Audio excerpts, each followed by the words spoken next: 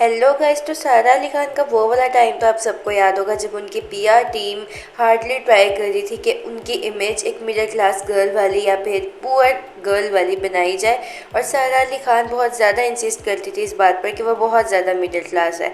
Same ऐसे ही एक और एक्ट्रेस ने भी कुछ टाइम से बॉलीवुड में रेलिवेंट रहने के लिए किया है। तो जी हम परिणीति चोपड़ा की बात कर रहे हैं। परिणीति ने भी ओवर द टाइम बहुत ज़्यादा झूठ बोले हैं अपने आप को रेलिवेंट दिखाने के लिए और ऑडियंस से रिलेटेबल दिखाने के लिए कि वो बहुत ज़्यादा गरीब हैं और उनका चाइल्डहुड बहुत ज़्यादा गरीबी में स्पेंड हुआ है।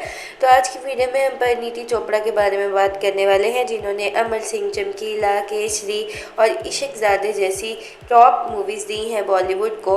लेकिन ओवर द ईयर उन्होंने काफ़ी सारे झूठ बोले हैं, जिसकी वजह से उन्हें बहुत ज़्यादा ट्रोलिंग भी फेस करना पड़ी है, क्योंकि झूठ तो पकड़ा ही जाता है, स्पेशली जब इस हद तक बोला जाए जैसे सारा अली खान, अनन्या पांडे ये लोग बोलती हैं।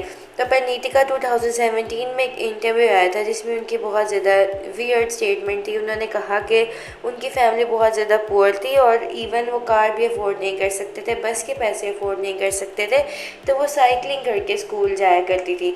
तो लोगों ने उनकी इन बातों को सच मान लिया था जब तक उनके क्लासमेट ने उन्हें एक्सपोज नहीं कर दिया। उनके क्लासमेट ने कहा, Parineeti Chopra, shame on you, coming from a privileged background and lying through the teeth in front of camera.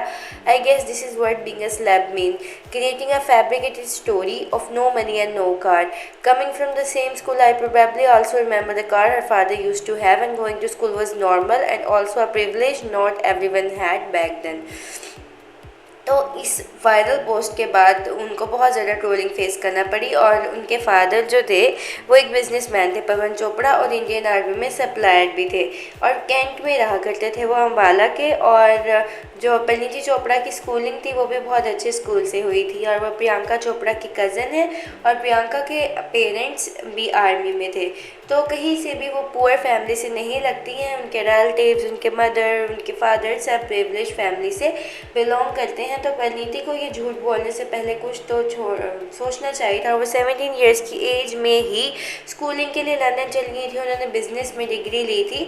अब ये सारे एक्सपेंसेस जैसे ट्रैवलिंग, फूड, क्लोथ्स, ये सारे वो कैसे अफोर्ड कर सके? सिर्फ इसी वजह से ही कि उनके फादर ने उन्हें सपोर्ट किया था।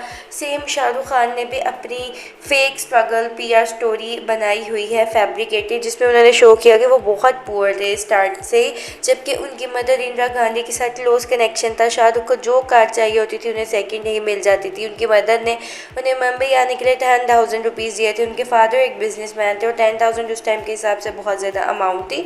तो शाहरुख खान का भी एक अच्छी फैमिली से बिलोंग था, बिल्कुल भी वो पुअर और मिडिल क्लास नहीं थे, और उनके बॉलीवुड में भी कनेक्शन थे स्टार्ट से ही।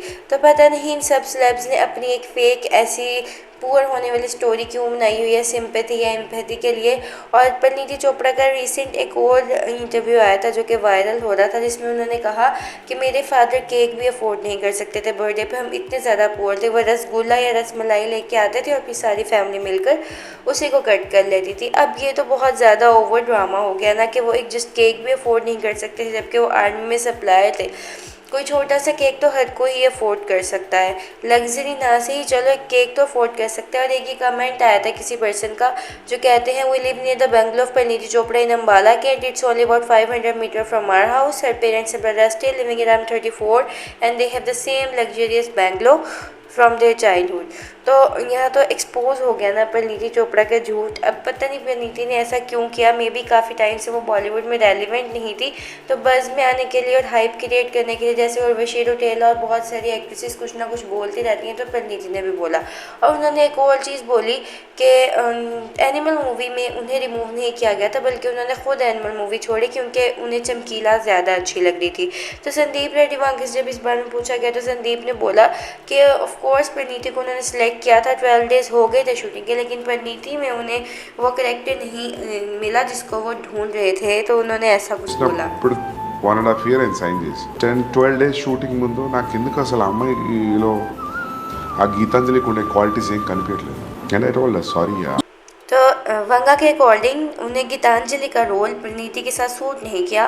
ट्रैवलर्स शूटिंग हो गए थे, फिर उन्होंने परिणीति से सॉरी भी किया और अच्छा हुआ कि परिणीति ने यहाँ पर चमकीला मूवी को साइन कर लिया। उसमें उनकी सिंगिंग भी काफ़ी हिट हुई, उनका करेक्टर बहुत ज़्यादा स्ट्रॉन्ग था और ये अमर सिंह चमकीला की रियल लाइफ में बनी थी। लोगों ने इस मूवी को काफ़ी सारा प्यार दिखाया। दूसरी तरफ एनिमल मूवी भी एक सुपर हिट मूवी थी और हाई ग्रॉस प्रॉफिट अर्न करने वाली थी, लेकिन यहाँ पर जो रश्मिका मंडाना का जो करेक्टर था इस मूवी में बहुत वीक था। वो एक टॉक्सिक मेल के साथ रह रही थी जिसकी वो अब्यूज़, चीटिंग सब कुछ सहती थी और फिर भी अपने हस्बैंड के प्यार में पागल थी, जो हमें संदीप रेड्डी वांगा की मूवीज़ में एक आम चीज़ देखने को मिलती है।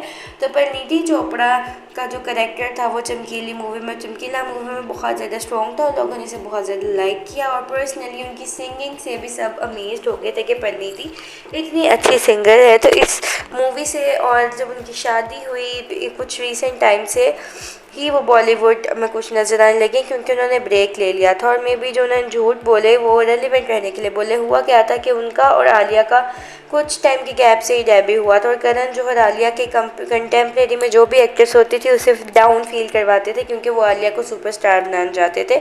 तो कॉफ़ी विद करण के हर एपिसोड में ही परिणीति और आलिया का कंपैरिजन किया जाता था, परिणीति को डाउन फील कराया जाता था, उनकी बॉडी शेमिंग की जाती थी और करण जौहर ने परिणीति को ये तक कह दिया कि तुम अपना वेट लूज़ करो फिर तुम्हें मूवीज़ में काम मिलेगा। तो परिणीति बहुत ज़्यादा अपसेट हो गई थी इस बात से, उन्होंने बॉलीवुड से ब्रेक ले लिया था। जब उनका कमबैक हुआ तो वो बॉलीवुड में रेलिवेंट नहीं थी, क्योंकि बहुत ज़्यादा कंपटीशन हो गया था। तो मे बी इस वजह से रेलिवेंट रहने के लिए उन्होंने ऐसे लाइज बोल दिए हों ताकि उनकी बात वायरल हो जाए और फिर वो लोगों में रिलेट कर सके।